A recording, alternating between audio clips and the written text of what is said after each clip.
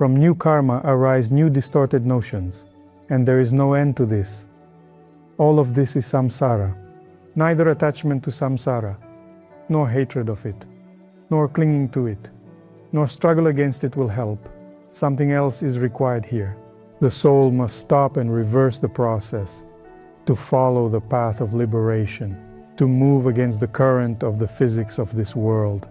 This is the path of moksha, the path of enlightenment. Distorted notions mean incorrect views of life, incorrect understandings of life, incorrect values, incorrect goals in life. Unfortunately, samsara is precisely such a world of distorted notions. The majority of beings in samsara live within distortion, as if in a kingdom of crooked mirrors, within a distorted system of values, within distorted notions. And therefore, their goals are also distorted, and their actions are naturally so. And when action arises from distorted notions, values, and goals, it too becomes karma. This forms a closed circle. From new karma arise new distorted notions, and there is no end to this. All of this is samsara. However, not everyone in samsara is subject to distorted goals and distorted notions. Moreover, samsara, as a region of the universe, is not the entire universe. In reality, it is only a very small part of it. There exists a much greater part of the universe, inhabited by a far greater number of living beings. And this part of the universe, on the contrary, is not subject to distorted notions, meanings, or values. This is the world beyond samsara. It is the world of the pure energy of God, Atma Shakti. That is, it consists of undistorted notions, of true actions. These actions are not karma. They are Lila, divine play. In this realm dwell saints, siddhas, rishis, and great gods. They do not live in karma. They live in play. They do not live in the dimension of impure vision, where old age, suffering, illness, and death prevail. They live in the mandala of the dimension of purity. This is a world where dependence on past, future, and present does not exist, where the pure divine essence of Atman, the soul, the true I, manifests directly, unobscured, not as it does here in the world of samsara, but in the world of samsara, everything is different. Therefore, the inhabitants of the world of samsara are called karma bandika, those bound by their karma, or simply bandika, the bound ones. When we enter this world of samsara, we should not expect to find happiness here or the fulfillment of our desires. We must relate to this world soberly and critically. At the same time, we should not hate it either. To think, samsara, how tired I am of it, how fed up I am, how I hate it. This is also useless. Neither attachment to samsara, nor hatred of it, nor clinging to it, nor struggle against it will help. Something else is required here. You must look at this world soberly and say to yourself, yes, we have entered samsara. This is a world of illusion, a world of limitation. There is no sense in seeking material happiness here. The happiness of the material world in samsara is sought by immature souls, young, unripe souls who have not yet understood what kind of world this is. Those who have only just come from animal bodies. They have obtained a human body, and within them there is a powerful thirst for enjoyment, a thirst for pleasure, for self-realization in this world. They lack even the clarity and the strength of consciousness to conduct a simple analysis, to ask what will come next, what strategy to follow, what the roots of desire are, and what follows the fulfillment of desire. They do not possess sufficient awareness to carry out even this modest inquiry, and then suddenly life is over. Old age arrives, and everything is finished. there is no longer any opportunity. These are immature, young souls who have come from animal bodies, from the bodies of hell beings, from the bodies of asuric beings, or from the bodies of pretas, hungry spirits. Mature souls possess the capacity for analysis. They understand all the flaws of the material world of samsara. At the same time, they understand all the advantages of being born in a human body. And they simply use the material world of samsara and the human body as a trampoline for a leap, as a launch platform for liberation, for entering the open space of divine reality. They do not view this world in any other way. It is a launch platform, a good cosmodrome from which one can make a successful launch to enter the open space of divinity, the open space of the Absolute, God. It does not occur to them to plant a garden on this launch platform, to build something there, to cling to it, and to think that this is the meaning of their life.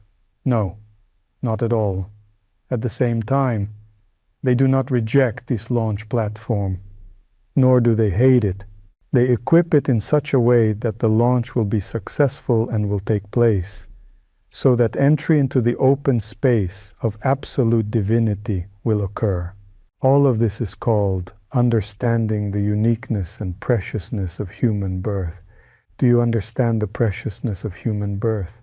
If you do, then you are a sadhu, a monk. This means that you practice sadhana. You follow the path of liberation. The illusion of the sense of ego means a frozen notion of oneself as something separate from Atman, the true I. We are divine light. God uses the human body. He rides it, as it were. But when the sense of Atman is not recognized, notions arise of ourselves as a personality. These notions condense into a single tight knot. This tight knot is called ego. Then this ego, ahamkara, arrogates to itself the functions of will, power, and identity. It begins to seize control over us, over our soul, gradually subordinating it. It begins to form its own goals, its own plans, and to draw a future separate from our divine essence. This is ego. From it arises the sense of personal importance. In the end, however, ego encounters profound disappointment, because ego, in and of itself, has no future, just as a cell has no future apart from the finger to which it belongs, and a finger has no future apart from the hand, and the hand has no future apart from the body. Ego is merely a part of an immense whole, and that whole is Atman. Every time we reinforce the principle of ego, strengthening it, feeding it, clinging to it, our ambitions grow, and we move in the wrong direction. Ego leads us along the path of delusion and subjugates our soul. Then some life lesson arrives that sobers us. It is as though the forces of the universe care for us and cut off the excesses of ego. We become disillusioned with egoic attachment. This is a lesson so that we may turn around and look at our true I, our immortal I. Our soul, our Atman, is a quantum dimension of reality that lives according to different laws, not according to Newtonian physics, where time operates, where thermodynamics, universal gravitation, and the speed of light apply. Not even according to Einstein's theory of relativity.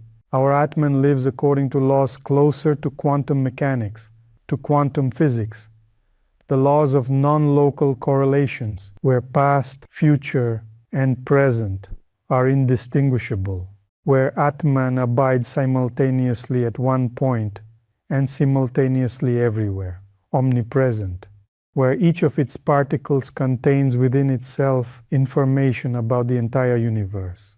This is a state of unmanifestation, yet within it exists the entire blueprint of our life, the entire potential of our life. The manifestation of ego and body is already a portion of the soul's energy that has fallen out of equilibrium. that has entered local materiality, the material dimension. Here the laws of another physics begin to operate, the physics of the material world, the laws of electrodynamics, time and space, universal gravitation, intermolecular attraction, the laws of biochemistry of the body, all other laws. And samsara, through these laws, through the body, through the attachments of the mind, enslaves us. When the term of the soul's abiding in this world ends, it is drawn once again into the quantum dimension of non-local correlation.